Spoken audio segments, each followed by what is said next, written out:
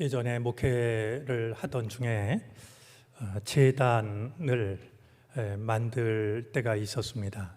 작은 제단을 만들면서 제단 앞에 어떤 구절을 써놓을 수 있으니 떠오르는 구절이 있으면, 써놓고 싶은 구절이 있으면 알려달라라는 말을 들었습니다. 생각하다가 제단 앞에 적었던 문구는 라틴어였는데요, 니힐 롱에 에스트 데오라는 말이었습니다. 하나님께는 먼 곳이 없습니다 라는 뜻입니다. 이 시간 어디서 우리가 예배를 드린다 할지라도 그곳에도 하나님은 함께 하실 겁니다. 돌베개를 베고 잠이 들었던 광야의 야곱도 바로 그것이 하늘 문이라고 하는 사실을 깨닫게 됩니다. 내가 있는 그 자리, 하나님을 바라보는 그 시간, 바로 그곳이 하늘의 문을 여는 시간이라고 하는 그런 마음을 가지고 한 마음으로 예배하는 우리가 되어지기를 바랍니다. 오늘 말씀을 준비하다가 재미난 표현을 만나게 되었습니다. 광야학교 동기생들이라는 말이었는데요, 사실 뜻으로 보면 동기라는 말보다는 동문이라는 말이 맞겠다 여겨졌습니다. 동기라고 하는 것이 같은 연도의 학교나 회사에 들어간 혹은 이제 나온 사람들을 의미한다라고 하면, 동기라는 말보다는 이제 같은 학교를 다니거나 같은 선생님에게서 배운 사람들을 가리키는 동문이라는 말이 더 어울리겠다라는 생각이 들었습니다. 우리 성경 말씀을 보면 광야를 경험한 이들이 적지가 않습니다. 아브라함이 그러했고, 야곱이 그러했고, 요셉이 그러했습니다. 모세가 그러했고, 또한 40년간 광야를 지나가던 백성들이 그러했습니다.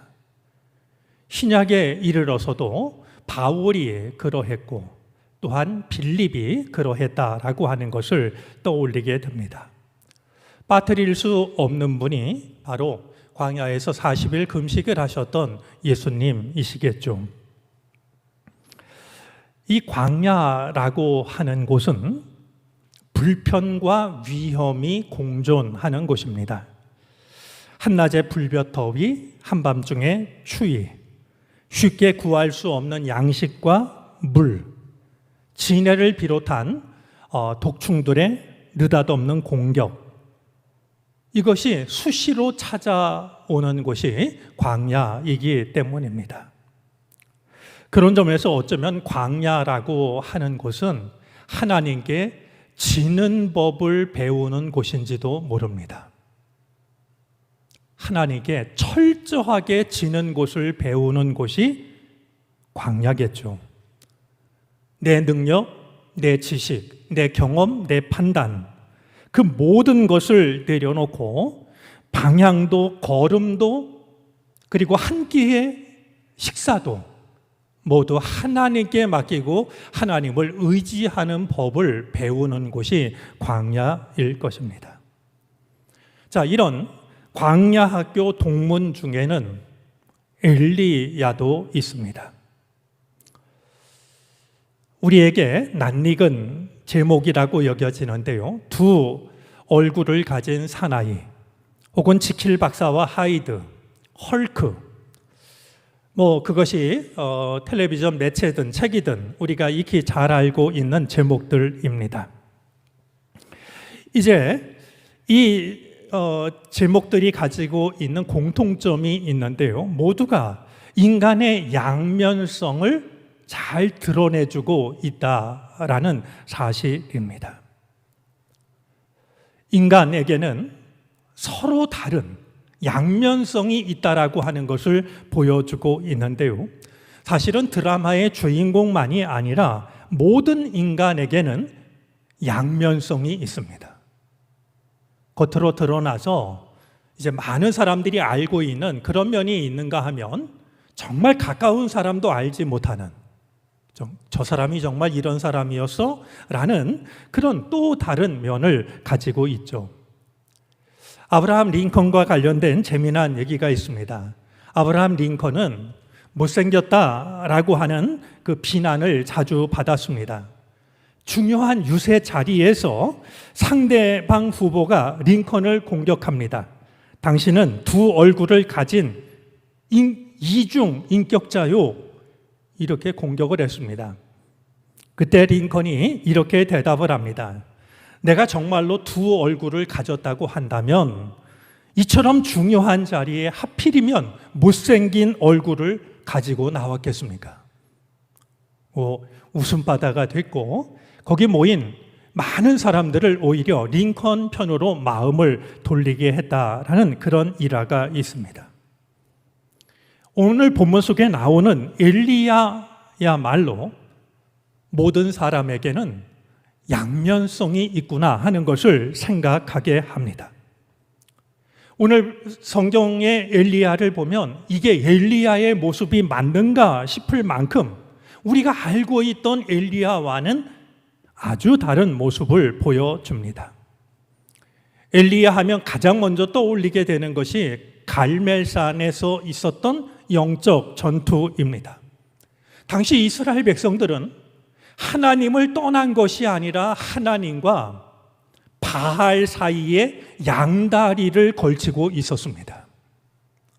사실 그게 진짜 문제였습니다. 그러면서도 그들은 하나님을 떠나지 않았다라고 생각을 하고 있었으니까 말이죠. 그런 백성들 앞에서 누가 과연 참된 하나님이신지를 가리기 위하여 바알의 선지자 450명과 영적 전투를 벌이게 됩니다. 이제 우리가 잘 알고 있는 것처럼 450대 1이었지만 아세라 선지자 400명까지 하면 850대 1이었지만 엘리야는 홀로 그 영적 싸움에서 분명한 승리를 이루게 됩니다. 그리함으로써 이제 양다리를 걸치고 있는 백성들로 하여금 바알을 버리고 하나님께로 돌아오게 하는 결정적인 역할을 하게 되죠. 이 승리의 마침표를 찍듯이 바알의 선지자 450명을 기손 시내가에서 모두 죽입니다. 엘리야가 거둔 승리는 어느 누구도 이의를 제기하지 못할 만큼 완벽한 승리였습니다. 하지만 다음 날 보여주고 있는 엘리야의 모습은 이게 엘리야가 맞나 싶을 만큼 너무나 보잘것없고 초라한 모습입니다. 자기가 믿고 존중하고 따르는 바알의 선지자를 죽였다라는 말을 들은 아합 왕의 부인인 이세벨이 그 이야기를 듣고서는 크게 분노합니다. 사람을 보내서 내가 죽인 바알의 선지자처럼 만들겠다라고 이제 맹세를 합니다. 이 말을 들은 엘리야가 도망을 치기 시작을 합니다. 이세벨의 위협과는 비교할 수도 없을 만큼 그런 큰 위기도 담대하게 이겨냈던 이 엘리야가 이세벨 그가 한 한마디를 듣고 도망을 치고 있는 모습은 아무리 생각을 해도 낯설고 당황스럽기 그지 없습니다. 이세벨이 쫓아올까 봐 두려웠을까요? 엘리야는 남쪽의 국경지대의 자리를 잡고 있는 부엘세바까지 도망을 칩니다. 그런 뒤에도 마음이 안 놓였던지 종적을 감추듯이 사환을 남겨두고 광야로 하루길을 더 들어가고 있습니다. 엘리야에게는 서운한 말일지 모르지만 지금 엘리야가 보여주고 있는 말은 한 사람이 두려워서 꽁지가 빠져라 도망을 치고 있는 더없이 초라한 모습이 아닐 수가 없습니다. 그런데 그것이 전부가 아닙니다. 사막에서 하루길을 들어간 이 엘리야가 사막에서 자라는 거의 유일한 나무인 로뎀 나무 아래, 그늘 아래에 앉아서 죽기를 간청하며 기도를 합니다. 주님, 이제는 더 바랄 것이 없습니다. 나의 목숨을 거두어 주소서. 나는 내 조상보다 조금도 나을 것이 없습니다. 이제는 아예 죽기를 간청하는, 더 내려갈 데가 없는 가장 약하고 가장 초라한 모습을 엘리야가 보여줍니다. 지칠 대로 지친 엘리야를 보게 됩니다. 지쳐서 쓰러지게 되는 것을 우리는 흔히 탈진이라고 부릅니다. 탈진이라는 말은 번아웃이라는 말인데요. 번아웃이라는 말은 등잔이 원래 기름을 빨아 올려서 심지가 불타게 마련인데요. 기름이 떨어지고 나면 맨 마지막에 어떤 일이 일어나냐면 심지 자체가 탑니다. 기름이 떨어져서 심지 자체가 타는 것이 번아웃입니다. 다 떨어지고만. 그래서 이제는 나는 실패자니까 나를 죽여달라고 이런 기도까지 하고 있는 엘리야의 모습을 보게 되는 것이죠. 왜, 그리고 무엇이 엘리야를 쓰러지게 만든 것일까요? 믿음의 거장이라 불러도 조금도 손색이 없을 엘리야가 무엇 때문에 이렇게 초라한 모습으로 전락을 하고 말았던 것일까요?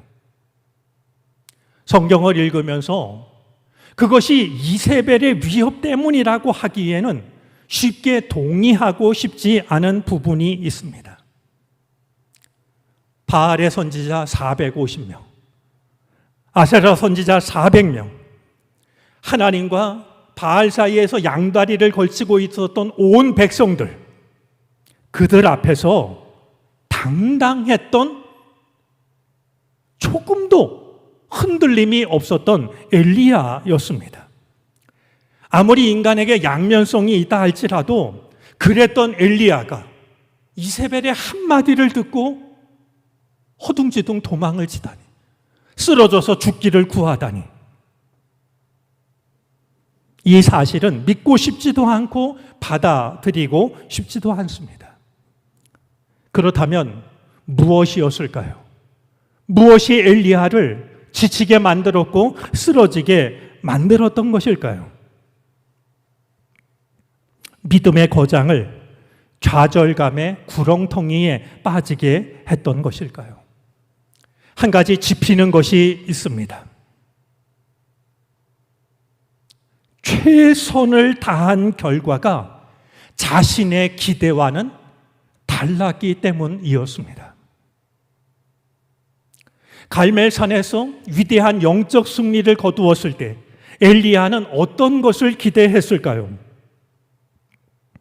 온 백성들이 자기 눈앞에서 하나님만이 살아계신 유일한 참된 하나님이라는 사실을 알게 되었으니 모두가 하나님께로 돌아올 것이라고. 그러면 아무리 바알신을 섬긴다 할지라도 이세벨도 이제는 어쩔 수 없이 모든 것을 인정하고 하나님께로 돌아올 거라고. 그러면 이스라엘이 참된 신앙을 되찾게 될 거라고. 왜 그런 기대를 하지 않았겠습니까? 자신이 가져온 영적 승리가 얼마나 멋진 파장으로 이어질 것인지를 설레는 마음으로 기대했을 겁니다. 그 기대는 누구나 짐작할 수 있는 것이어서 확신에 가까웠을 겁니다. 하지만 엘리야에게 다가온 결과는 엘리야의 기대와는 달랐습니다. 의기소침하여 항복을 선언할 줄 알았던 이세벨이 오히려 살기가 등등하여 자기를 죽이겠다고 나서고 있는 것이 아니겠습니까? 이세벨 한 사람의 위협보다는 최선을 다한 나의 결과가, 내가 생각했던 것과 전혀 달랐다라고 하는 그 사실이 엘리야를 크게 낙심하게 만들었다라고 여겨집니다. 그가 로뎀 나무 아래 쓰러져서 죽기를 청하면서 하나님께 기도를 드리고 있는 것을 보면 그의 실망이 하나님을 향하고 있음을 느끼게 됩니다. 나는 내 목숨을 걸고 이렇게까지 했는데 하나님, 나에게 주어진 결과는 이게 무엇이란 말입니까? 하나님을 향한 실망과 원망도 느껴집니다. 엘리야의 그 마음이 충분히 공감이 되는 것은 우리도 그럴 때가 있기 때문입니다. 내가 다한 최선이 나의 기대와는 전혀 다르게 나타날 때가 있습니다. 성실하게 땀을 흘리며 살았지만 어처구니 없는 실패를 경험할 때도 있습니다. 내 마음은 한결같은데 다른 사람이 내 마음을 잘못 알고 나에게 큰 상처를 입힐 때도 있습니다. 나는 하나님을 정성껏 예배하고 기도하는데 상황이 오히려 더 악화되는 경험을 할 때도 있습니다. 우리가 그런 일을 만나게 되면 내가 만난 그 일보다도 최선을 다한 결과가 내 기대와 달랐다라는 실망감으로 인하여서 우리는 더욱 지치고 쓰러지곤 하는 것을 경험합니다. 그런 점에서 오늘 말씀을 통하여 눈여겨보고 싶은 것은 지쳐 쓰러진 엘리야가 어떻게 되었을까 하는 사실입니다. 우리가 지쳐 쓰러질 때, 낙심하고 절망할 때 하나님은 우리를 어떻게 대하시는 것일까요? 지쳐 쓰러져 잠든 엘리야를 하나님이 찾아오십니다. 엘리야를 보면서 실망하셔서 외면하시는 것이 아니라 당신의 천사를 보내십니다.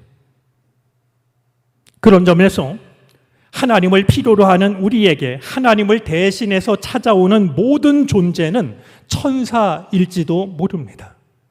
우리도 누군가에게 천사가 되는 것이 필요하겠죠.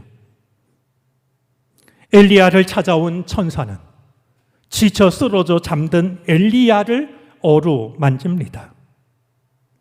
쓰러진 엘리야를 때린 것이 아니라 어루만졌습니다. 우리가 잊지 말아야 할 게 있습니다. 하나님은 우리를 어루만지시는 분이십니다. 때로 사람은 나를 때리지만 하나님은 우리를 어루만지십니다. 지쳐 쓰러진 누군가를 대하시는 하나님의 방식은 어루만짐입니다. 한 나병 환자가 예수님을 찾아왔을 때 예수님께서 그에게 하신 일도 어루만지시는 일이었습니다. 거지꼴로 돌아온 탕자를 맞이하는 아버지도 그를 어루만져 맞아줍니다. 이런 생각을 할 때마다 하나님의 얼싸안기라는 말이 떠오르곤 합니다. 얼싸안기라는 말은 얼을 감싸 안는 것입니다. 얼이라는 말은 한 존재의 핵심, 한 존재의 가장 깊은 내면을 나타내는 말로서 아마 영혼이라는 말을 순우리말로 옮기면 얼이라는 말이 가장 어울릴 것이라 여겨집니다. 하나님의 얼싸안기. 하나님은 우리들의 겉모습이 아니라 다른 사람도 다 알고 있는 그 아픔이 아니라 아무도 알지 못하는 그 아픔을 어루만져 주시는 분입니다. 엘리야를 어루만져 잠에서 깨운 천사가 엘리야를 위하여 준비한 것이 있었습니다. 천사는 엘리야의 머리맡에 막 구운 떡과 물을 놓아둡니다. 막 쪄낸 떡일 수도 있고 막 구워낸 빵이나 과자일 수도 있습니다. 아마 우리 정서로 하자면 정성껏 차린 작은 밥상 하나를 놓아두었을 겁니다. 식어서 차갑거나 딱딱해진 떡이나 빵이 아니라 따뜻한 온기가 배인 김이 모락모락 나는 그 빵을 놓아둡니다. 허겁지겁 먹다가 탈이 날까 염려했을까요? 빵만 놓아둔 것이 아니라 물 한 병도 함께 놓아둡니다. 엘리야는 누군가 나를 어루만지는 손길을 느꼈고 잠에서 깨어 자기 머리맡에 놓아둔 빵과 물을 먹고 마십니다. 하지만 그 빵과 물을 먹은 엘리야는 또다시 쓰러져 잠에 빠져버리고 맙니다. 엘리야의 좌절과 탈진이 얼마나 크고 깊은 것인지를 또다시 쓰러져 잠드는 엘리야를 보며 생각하게 됩니다. 그 순간 하나님은 혹은 하나님이 보낸 천사는 그렇게 했음에도 불구하고 다시 쓰러지는 엘리야를 포기하실 수도 있었을 겁니다. 하지만 하나님께 찾아볼 수 없는 단어 중에 하나는 포기입니다. 천사는 다시 한번 같은 은혜를 베풉니다. 엘리야를 어루만지고 엘리야가 먹을 것을 준비했습니다. 잠에서 깨어난 엘리야는 다시 한번 천사가 마련한 떡과 물을 마신 뒤에 비로소 자리를 털고 일어납니다.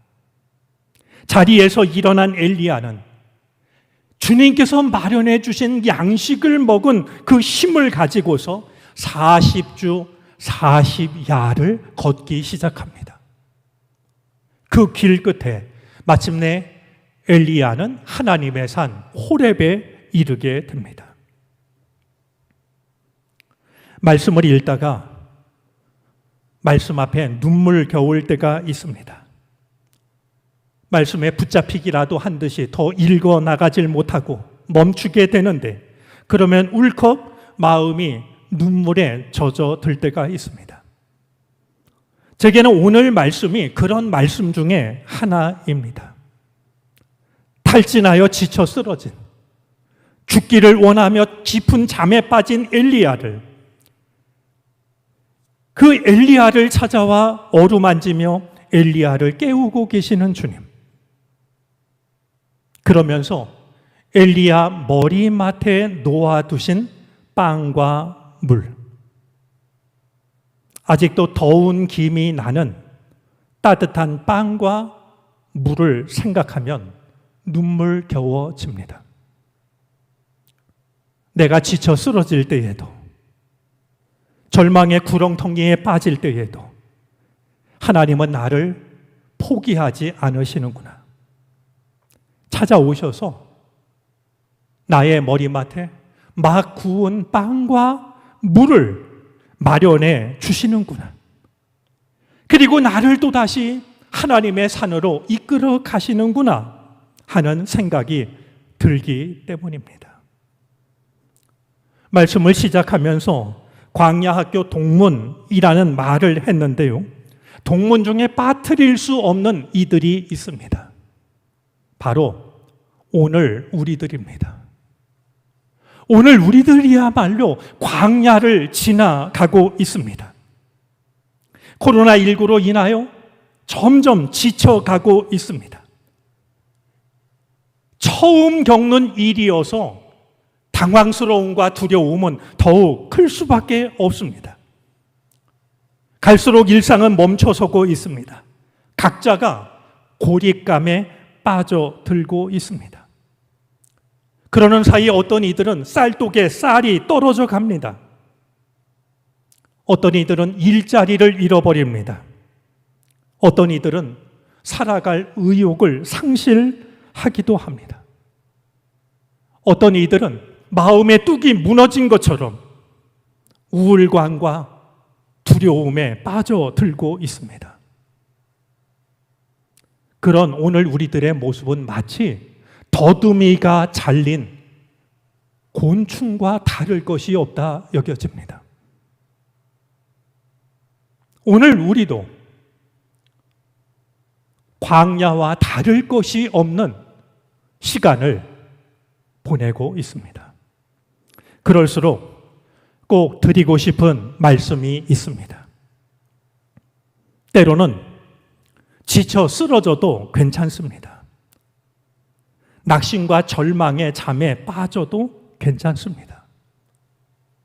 엘리야도 그랬습니다. 그토록 믿음이 강한 엘리야도 지쳤고 쓰러졌고 죽기를 간청할 만큼 깊은 절망에 빠졌습니다. 사람은 누구나 그렇게 다른 사람이 알지 못하는 약한 면이 있기 마련입니다. 제가 그래도 괜찮다고 말씀을 드리는 것은 가벼운 의례적인 인사나 위로가 아닙니다. 지쳐 쓰러진 우리를 찾아오시는 주님을 믿기 때문입니다. 우리가 지쳐 쓰러졌을 때 주님은 우리를 찾아오십니다. 우리를 찾아오셔서 마침내 우리를 일으켜 주십니다. 지쳐 쓰러진 그 순간 나의 머리맡에 주님께서 슬며시 놓아두신 따뜻한 빵과 물을 발견하시기를 바랍니다. 그 따뜻한 빵과 물은 내가 손을 내미면 닿을 만한 가까운 곳에 자리 잡고 있습니다.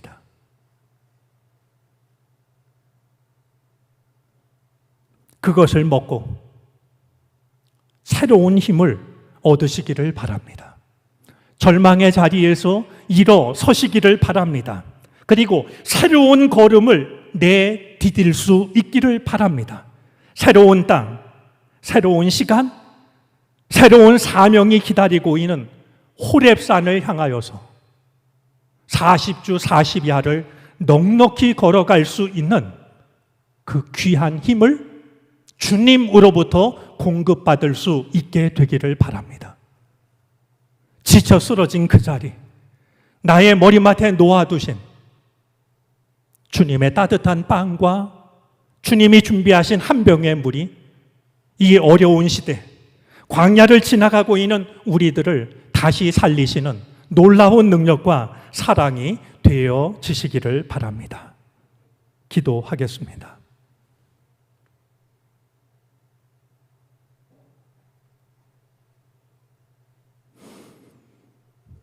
우리에게 왜 믿음이 없겠습니까만 우리에게는 다른 이들이 알지 못하는, 다른 사람들이 짐작하지 못하는 실망과 좌절, 낙심과 절망이 있습니다.